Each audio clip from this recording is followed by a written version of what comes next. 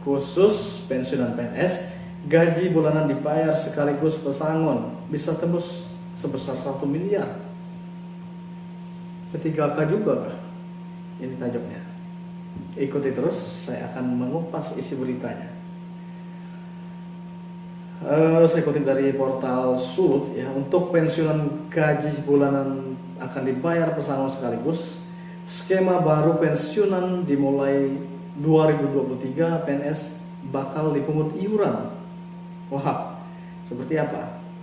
Ayo kita lanjutkan.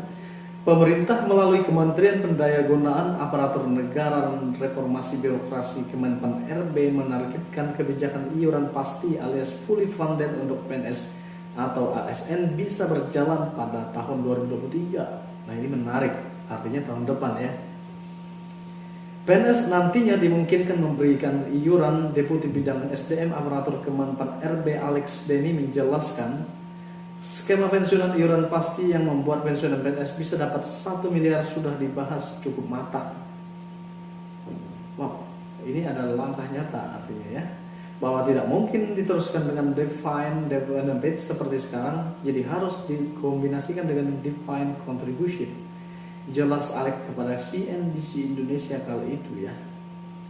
Saat dikutip channel YouTube TV Awan Cerah, seperti diketahui saat ini pensiunan PNS adalah pay as you go, di mana perhitungan skema ini adalah dana pensiun dari hasil iuran PNS sebesar 4,75% dari gaji yang dihimpun oleh PT Taspen, ditambah lagi dana dari APBN ya.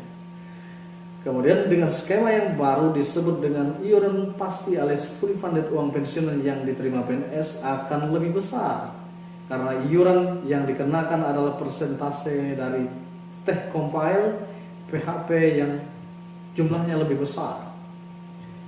Skema fully funded selain diambil dari persentase THP pembayaran, juga akan dibayarkan patungan antara PNS dan pemerintah sebagai pemberi kerja. Dengan skema pensiunan fully funded tersebut, maka bukanlah hal yang mustahil pensiunan PNS bisa kantongi sebesar 1 miliar rupiah ya maksudnya. Wah, ini sangat menarik sekali. Mari kita ulas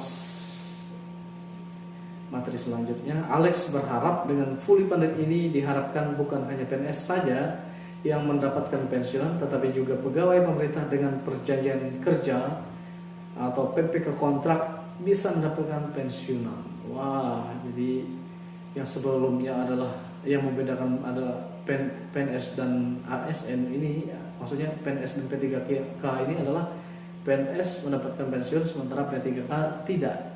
Kemudian dalam artikel ini dikatakan P3 kontrak bisa mendapatkan pensiunan. Lantas apa bedanya PNS dengan P3K? Kenapa dibedakan? Karena yang menjadi pembedanya juga mendapatkan. Artinya sebaiknya lebih baik dijadikan PNS saja. Karena ASN yang bukan PNS atau P3K bisa saja mengguyur untuk mendapat JHT, jaminan hari tua seperti korporasi, dan ini sudah mengerucut ke sana. Oh, jadi artinya dikelola oleh pihak swasta barangkali ya. Kemudian demikian skema pensiun fully funded ini, kata Alex, hanya akan diterapkan untuk ASN atau PNS yang baru direkrut. Sementara untuk ASN PNS yang sudah bekerja lebih dulu tetap mendapatkan skema pensiunan pay as you go. Ditargetkan skema fully funded ini bisa diterapkan pada tahun depan atau tepatnya tahun 2023. Pasalnya saat ini otoritas terkait masih menyelesaikan payung hukum terlebih dahulu. Kami target untuk menuntaskan itu semua payung hukum sehingga mungkin eksekusi 2023 secara bertahap jelasnya. Anak-anak yang baru direkrut masuk ke file contribution skema fully funded bisanya sulit yang kedua terlanjur ke defined benefit. Tetapi sementara yang baru ikut sistem baru, kata Alex melanjutkan.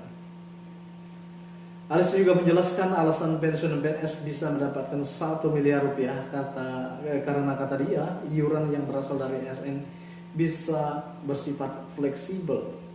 Artinya mereka bisa mengiur dengan nominal yang mereka mau, sehingga jika mereka memiliki masa kerja yang panjang, bukan tidak mungkin 1 miliar rupiah bisa dikantongi pensiun PNS.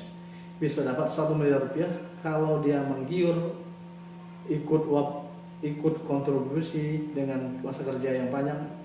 Itu angka yang sangat mungkin, jelas Alek. Nah, jadi artinya PNS yang direkrut dan lulus tahun depan 2023 akan memberikan iuran kepada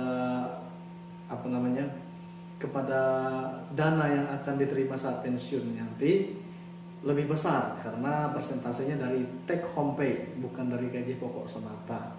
Jadi otomatis nilainya akan lebih besar dan kemungkinan bisa saja untuk diberikan secara sekaligus ketika memasuki masa pensiun. Nah, jadi mungkin itu akan ditetapkan secara bertahap ya.